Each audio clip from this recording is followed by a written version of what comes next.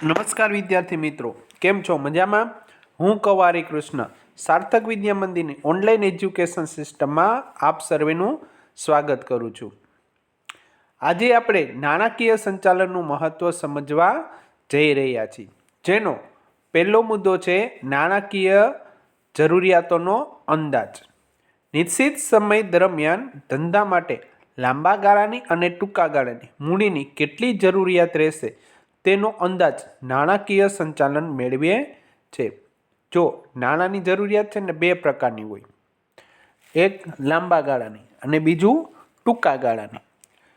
બંને નાણાં ખૂબ જ મહત્વના હોય છે, કારણ કે અમુક પૈસા છે ને એ લાંબા ગાળા માટેના હોય છે, તમે એને ટૂંકા ગાળામાં વાપરી શકતા નથી. અને જો બધી જ રકમ તમે ટૂંકા ગાળામાં રાખો તો તમે બીજે ક્યાંય રોકાણ કરી શકતા નથી. અને એવી મશીનરી, જમીન, મકાન, પ્લાન્ટ આવું પણ ખરીદી શકતા નથી. તો આવી બધી મિલકતો, કાયમી મિલકતો ખરીદવા માટે લાંબા ગાળાની મૂડીની જરૂરિયાત રહે છે.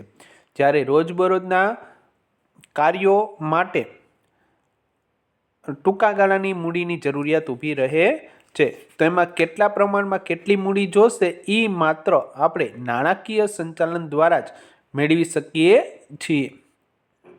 બીજો છે નાણાંની પ્રાપ્તિ. નાણાકીય સંચાલન મૂડીના પ્રાપ્તિ સ્થાનો કરકસરયુક્ત પસંદ કરી ઓછી પડતરે મૂડી મેળવે છે. હવે જો અહીંયા નાણાંની પ્રાપ્તિ એવી આપણે બધાને ખબર છે કે કોઈ પણ કંપની હોય એને પૈસાની જરૂર પડે એટલે અલગ પ્રકારની જામીનગીરીઓ બહાર પાડીને પૈસા મેળવે છે અથવા લોન લઈને પૈસા મેળવે છે. તો આમાં કંપની એવું વિચારે છે કે ઓછામાં ઓછા ખર્ચે વધુમાં વધુ રૂપિયા કેવી રીતે મેળવાય એવો અંદાજ નાણાકીય સંચાલનમાં કરવામાં આવે છે. તમને એમ થાય કે એમ કેમ? તો જો આપણને બધાને ખબર છે કે શેર એમનો બહાર પડતા નથી. શેર બહાર પાડવા માટેનો પણ ખર્ચો કરવો પડે છે. એની કમ્પેરમાં તમે ડિબેન્ચર બહાર પાડો તો કેટલો ખર્ચો થાય, બેંક દ્વારા લોન લ્યો તો કેટલો ખર્ચો થાય, બીજી અન્ય રીતે નાણાં મેળવો તો કેવો ખર્ચો થાય. તો આ બધામાં જેમ બને એમ ઓછા ખર્ચે આપણે વધુ નાણાં મેળવી શકીએ, બરાબર છે, એ ઓપ્શન પસંદ કરવામાં આવે છે. ત્રીજો છે આયોજન અને અંકુશ. નાણાંનો ઉપયોગ કરકસરયુક્ત થાય તે માટે નાણાંનું આયોજન સાથે અંકુશ પણ રાખવું પડે છે. આપણે જોયું કે જ્યારે આપણે નાણાકીય સંચાલનમાં શું હોય છે કે નાણાંની પ્રાપ્તિ અને તેના ઉપર યોગ્ય અંકુશ રાખવો, એટલે કે યોગ્ય ફાળવણી કરવી. હવે જો આયોજન પ્રમાણે આપણે ફાળવણી તો થઈ ગઈ, પરંતુ સાચું ક્યારે થશે કે જેમ આયોજન પ્રમાણે જ એનું વિભાજન થાય. બરાબર, આપણે નક્કી તો કરી લીધું કે અલગ અલગ વિભાગને આટલા પ્રમાણમાં નાણાં આપશું, તો ખાલી નક્કી કરવાથી નથી થતું.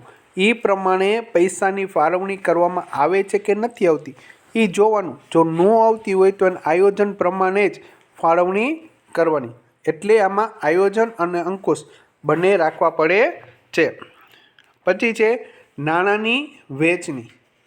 જુદા જુદા વિભાગો વચ્ચે નાણાં એવી રીતે વહેંચણી કરે છે કે જેથી દરેક વિભાગને પર્યાપ્ત નાણાં મળી રહે. જ્યારે નાણાકીય સંચાલન થતું હોય ત્યારે દરેક વિભાગમાં કેટલા રૂપિયાની જરૂરિયાત છે એનો અંદાજ લગાવવામાં આવે છે. અને જ્યારે એના આધારે આપણે નાણાં કેટલા જોઈએ છે એનો કુલ નાણાં કેટલા જોઈએ છે એનો અંદાજ લગાવવામાં આવે છે. જ્યારે આપણે નાણાં પ્રાપ્ત કરીએ છીએ ત્યારે જેટલા વિભાગને મુજબ આપણે અંદાજ મેળવ્યો તો એ મુજબ એને આપણે પૈસા ફાળવી દઈએ છીએ. એટલે કે દરેક વિભાગને તેના કાર્ય કરવા માટે પૂરતા પૈસા મળી રહે છે.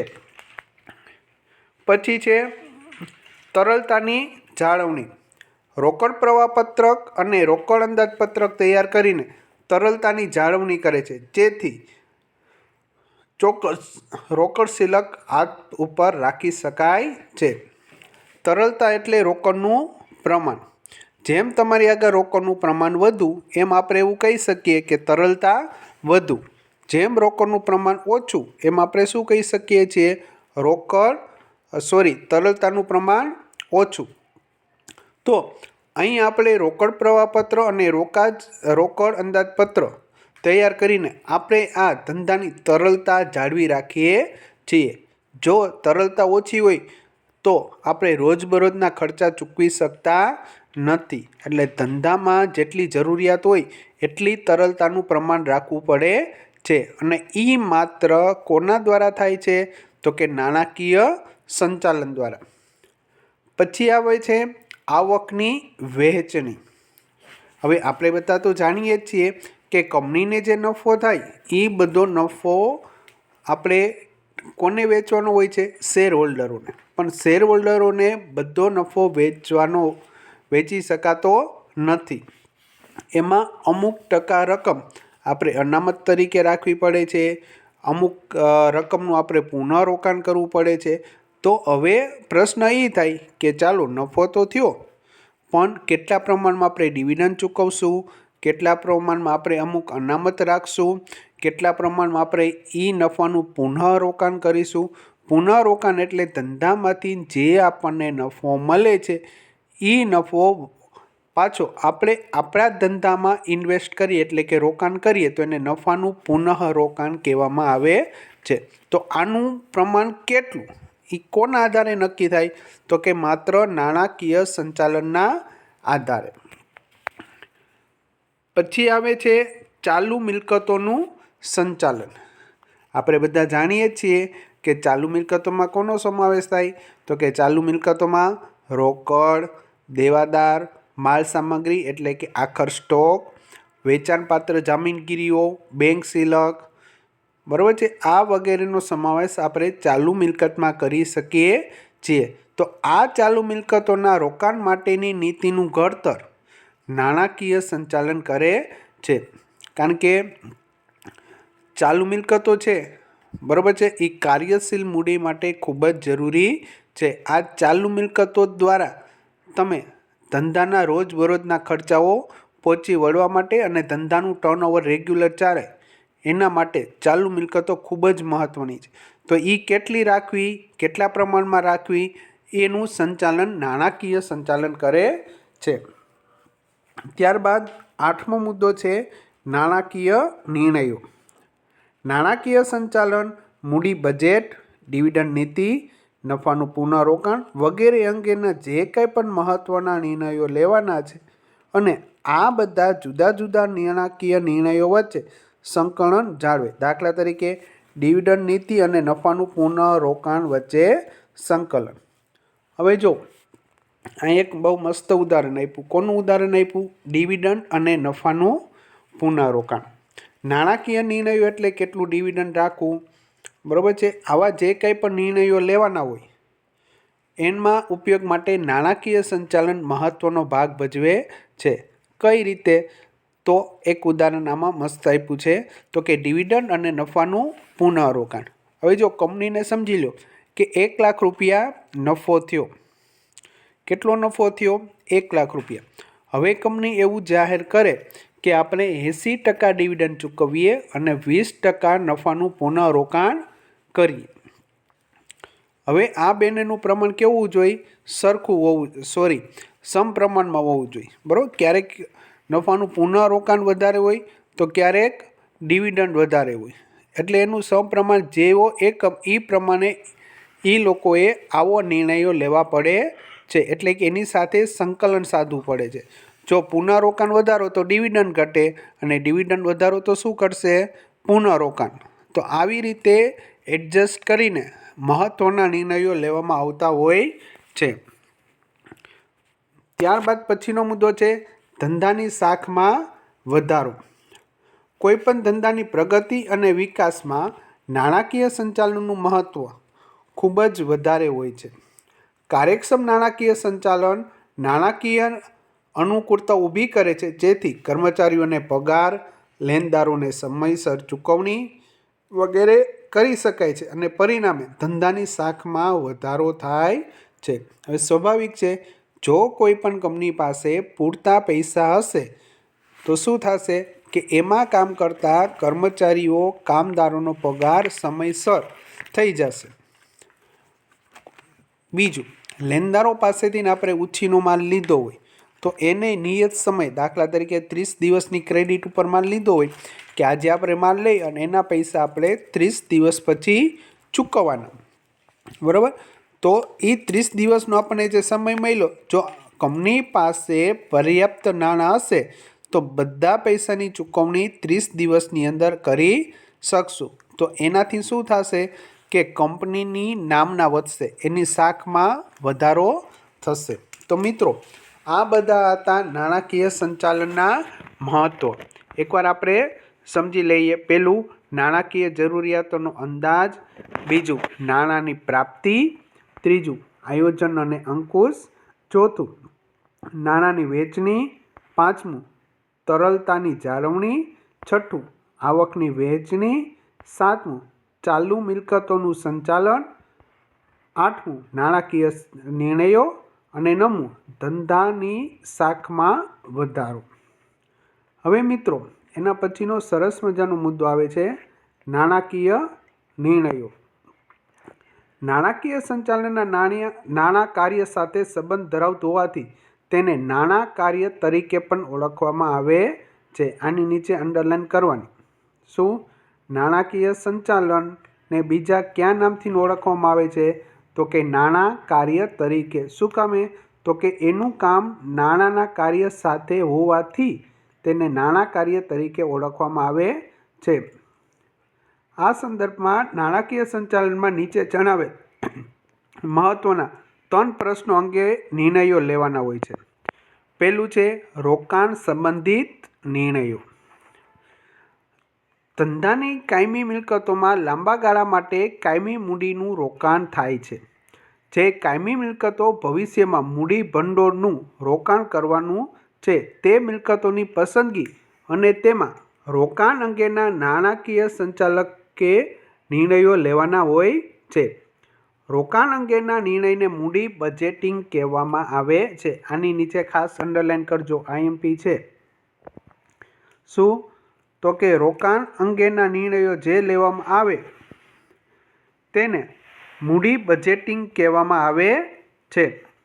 રોકાણ અંગેના નિર્ણયોમાં જોખમનું તત્વ રહેલું છે. હવે જો અહીં આપણને શું કીધું છે કે ધંધાકીય એકમમાં લાંબા ગાળા માટે જે કંઈ પણ આપણે મિલકતો લઈ તો એનું રોકાણ કેમાં થઈ જાય છે? કાયમી મૂડીમાં, બરાબર. અને આ કાયમી મિલકતો ભવિષ્યમાં મૂડી ભંડોળનું રોકાણ કરવાનું છે તેવી કઈ કઈ મિલકતો છે તેની યાદી બનાવવામાં આવે છે અને તેમાંથી એ મિલકતોની પસંદગી કરવામાં આવે છે. અને આવા રોકાણ અંગેના નિર્ણયો નાણાકીય સંચાલકોએ લેવા પડે છે, જેને આપણે શું કહીએ છીએ? મૂડી બજેટિંગ. અને આમાં સૌથી વધારે જોખમ રહેલું હોય છે, કારણ કે આ લાંબા ગાળાનું હોય છે ને જેટલું લાંબા ગાળું એટલું ભવિષ્ય કેવું હોય છે?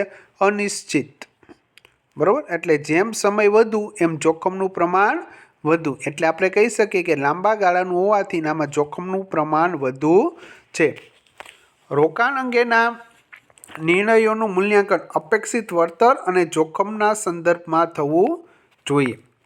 જ્યારે નાણાકીય સંચાલક પાસે નાણાંનું રોકાણ કરવા માટે એક કરતાં વધુ વિકલ્પ હોય ત્યારે કાયમી મિલકતોમાં રોકાણ અંગેના નિર્ણયો લેવા માટે મૂડી બજેટિંગની વિવિધ પદ્ધતિઓનો ઉપયોગ થાય છે. હવે જો અહીંયા શું કીધું કે જ્યારે પણ તમે રોકાણ અંગેના નિર્ણયો લેવાના હોય તો 2 વસ્તુ હંમેશા ધ્યાન રાખવાની હોય. કઈ? અપેક્ષિત વળતર. એનો મતલબ તમે જે પૈસા રોકો છો એમાં તમને કેટલું વળતર મળશે. અને બીજું, એમાં જોખમનું તત્વ કેટલું રહેલું છે. સ્વાભાવિક છે, આપણને બધાને ખ્યાલ જ છે, જેમ જોખમ વધારે એમ વળતર વધુ હોવું જોઈએ. જેમ જોખમ ઓછું એમ વળતર ઓછું. તો હવે જ્યાં પૈસા રોકીએ છીએ આપણે આગળ 5-6 પસંદગી છે કે આમાં પૈસા રોકીએ, આમાં ઇન્વેસ્ટમેન્ટ કરીએ, પરંતુ એ કેમાં? તો કે જેમાં જોખમ અને અપેક્ષિત વળતર બે એમ લાગે, વ્યવસ્થિત લાગે, યોગ્ય પ્રમાણ હોય તો એમાં રોકાણ કરવું હિતાવહ છે. તો આ માટે કેટલીક પદ્ધતિઓ છે. પરતાપ પદ્ધતિ, પછી વટાવેલા રોકડ પ્રવાહની પદ્ધતિ, આવી ઘણી બધી પદ્ધતિઓની મદદથી તમે આ નિર્ણયો લઈ શકો છો. હવે આપણે વાત કરીએ એવા કયા પરિબળો છે કે જે રોકાણ અંગેના નિર્ણયને અસર કરે છે. તો પહેલું, કુલ મૂડીની જરૂરિયાત, કે ધંધામાં ખરેખર તમારા કેટલા મૂડીની જરૂરિયાત છે. બીજું, રોકાણમાંથી ભવિષ્યમાં મળવાપાત્ર અંદાજિત વળતરનો દર અને નફાકારકતા, કે તમે જ્યાં રોકાણ કરો છો એમાંથી ભવિષ્યમાં તમને કેટલો દર આવશે અને એમાં નફાનું પ્રમાણ કેટલું છે. ત્રીજો છે રોકાણમાંથી મળવાપાત્ર અંદાજિત ચોખ્ખો રોકડ પ્રવાહ પત્ર, એટલે કે તમે જે રોકાણ કરો છો એમાં અંતે છેલ્લે તમને કેટલા રોકડા રૂપિયા હાથ પર આવશે એનો અંદાજ. પછી ચોથું છે રોકાણમાં જોખમનું તત્વ, કે જોખમનું તત્વ વધારે છે કે ઓછું છે. બરાબર. પાંચમું, કે ચાલો આપણે રોકાણ તો કરી લીધું, પણ રોકાણ કર્યા પછી કાર્યશીલ મૂડીની જરૂરિયાતો કેવી છે. બરાબર. જો રોકાણ કરી લઈ અને પછી કાર્યશીલ મૂડી વાહે પૈસા ન વધે તો એટલું બધું રોકાણ કરવાનું થાય નહીં. પછી આવે છે રોકાણની આર્થિક ઉપયોગિતા અને તેનું અંદાજિત આયુષ્ય, કે આપણે જે રોકાણ કરીએ છીએ ખરેખર એની આર્થિક દ્રષ્ટિએ કેટલું અત્યારે ઉપયોગી છે અને એ કેટલા વર્ષ માટેનું છે. રોકાણનું મહત્ત્વ છે. પછી મૂડીની માપબંધી, ભવિષ્યમાં કમાણી નિશ્ચિત છે કે અનિશ્ચિત. દાખલા તરીકે તમે કોઈ પણ એક સમજી લો કે જમીન લીધી, મકાન લીધું, હવે તમે ભાડે આપો છો તો એ ભાડાની આવક કેવી થઈ? અનિશ્ચિત. બરાબર છે. એવું જરૂરી નથી કે એ ભાડા તમને સમયસર મળતા જ રહે. ક્યારેક મકાન એ ખાલી પણ પડે ત્યારે ભાડાની આવક કેવી થઈ જાય છે? અનિશ્ચિત. એટલે તમે એમાં નિશ્ચિત કરી શકતા નથી કે આમાં આવક આટલી જ આવશે. બરાબર. તો આ અંગે ઘણા બધું વિચારાથી જે કંપનીના સંચાલકો છે એ રોકાણ અંગેના નિર્ણયો લે છે. હવે આવશે ધિરાણ સંબંધિત નિર્ણયો. રોકાણ અંગેના નિર્ણયો કંપનીની મિલકતો સાથે સંકળાયેલ છે, જ્યારે ધિરાણ સંબંધિત નિર્ણયો મૂડી માળખા સાથે સંકળાયેલા છે.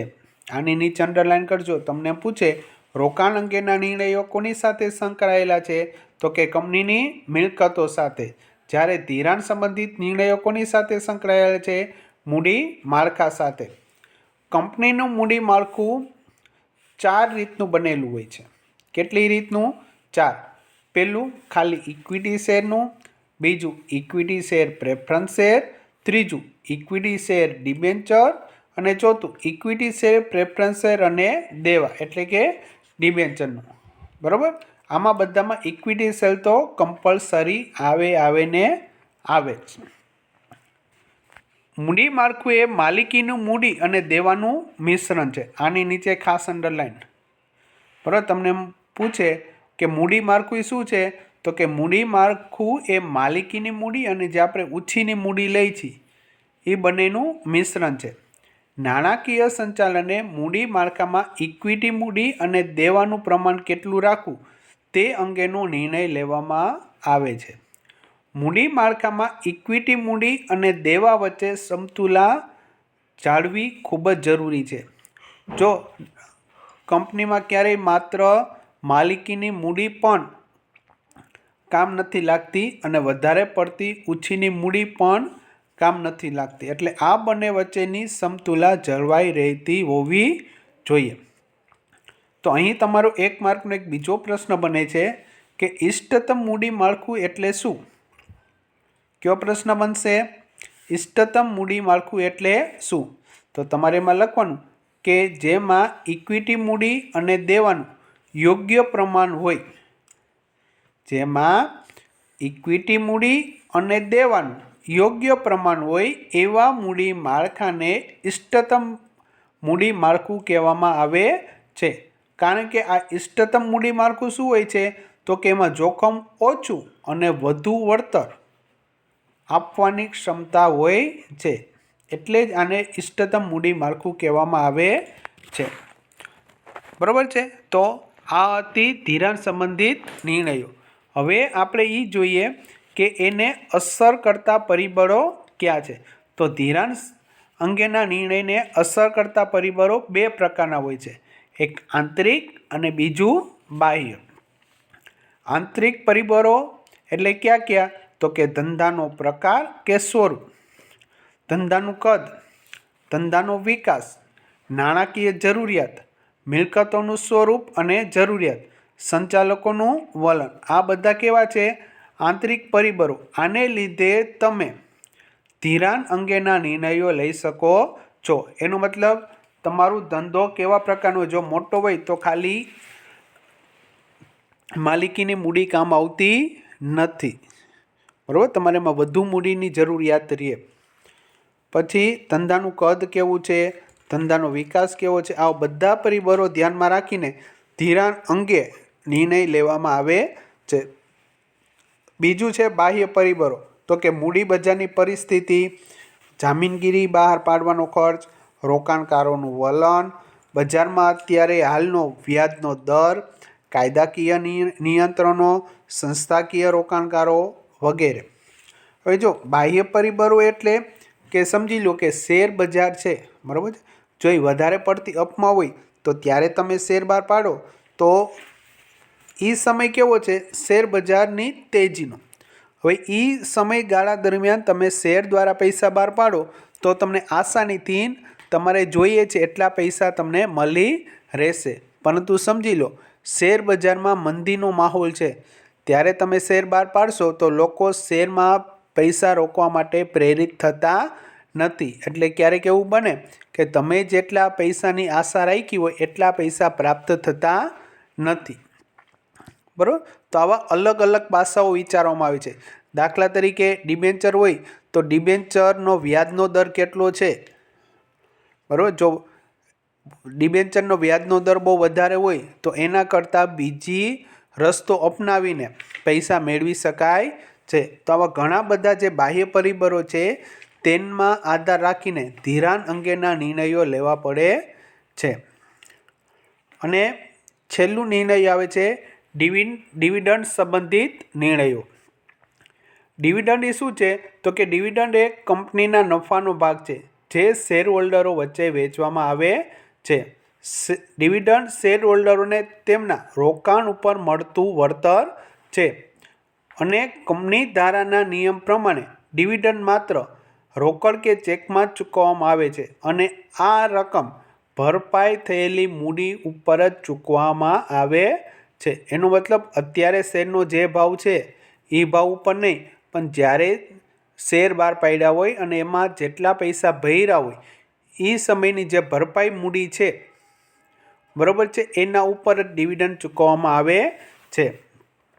નાણાકીય સંચાલકે નક્કી કરવાનું હોય છે કે નફાનો કેટલો ભાગ ડિવિડન્ડ તરીકે રાખવો અને કેટલોક ભાગ ધંધામાં પુનઃ રોકાણ તરીકે રાખવો.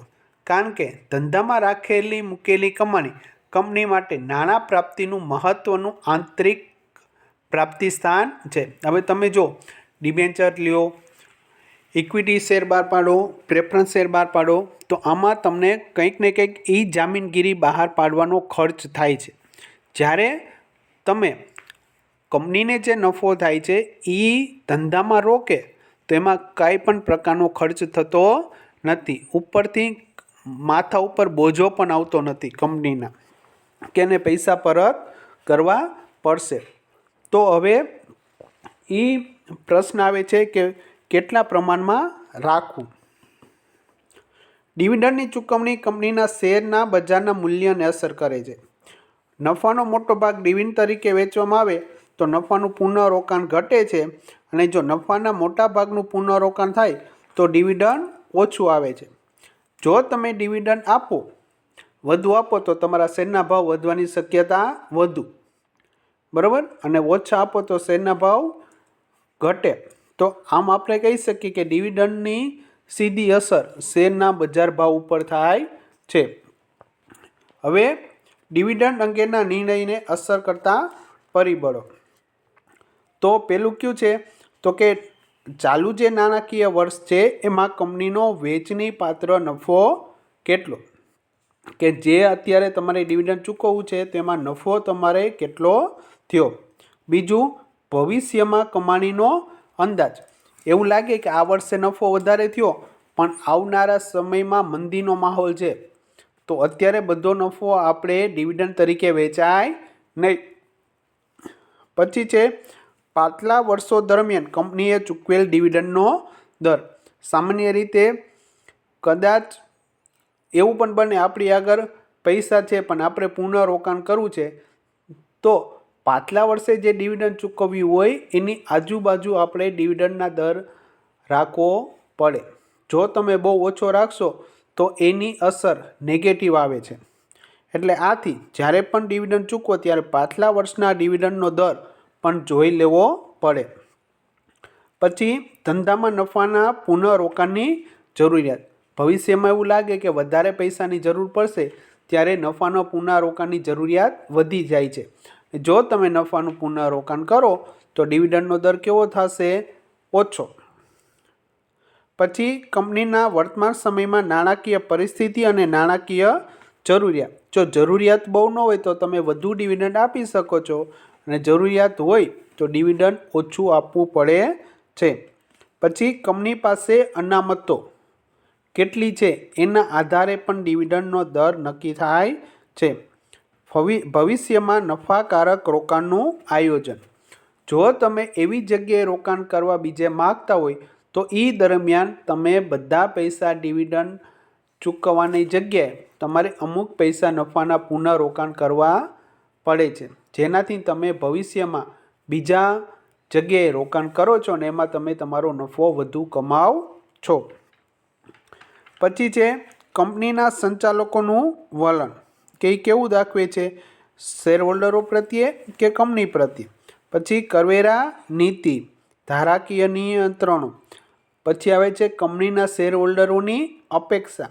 કારણ કે આપણે જ કરીએ કે આપણે કોઈ પણ કંપનીના શેર લઈ તો આપણી પહેલી અપેક્ષા શું હોય કે મેં જે કંપનીના શેર લીધા છે એ કંપની મને વધુમાં વધુ શું આપે? ડિવિડન્ડ. તો એ જ કંપનીમાં આપણે એ જ કંપનીના શેર આપણે લેશું. તો આપણી કંપનીમાં જે શેર હોલ્ડરો પૈસા રોક્યા છે તો એ લોકોની પણ એવી અપેક્ષા હોય ને કે આટલા પૈસા રોક્યા તો એનું ઓછામાં ઓછું આટલું વળતર તો મને મળવું જોઈએ. પછી મૂડી બજારની પરિસ્થિતિ, કંપનીનો વિકાસનો દર કેવો છે, કંપનીની તરલતાની પરિસ્થિતિ કેવી છે. આવા બધા પરિબળોને ધ્યાનમાં રાખીને ડિવિડન્ડ અંગેનો નિર્ણય લેવામાં આવે છે. તો મિત્રો, અહીં આપણે નાણાકીય સંચાલનનું મહત્ત્વ, પછી નાણાકીય નિર્ણયો એમાં કેટલા પ્રકારના, રોકાણ, પછી ધિરાણ અને ડિવિડન્ડ, આ અંગેના વાત કરીએ. અહીં આપણે આ ટોપિક પૂર્ણ કરીએ છીએ. હરિઓમ.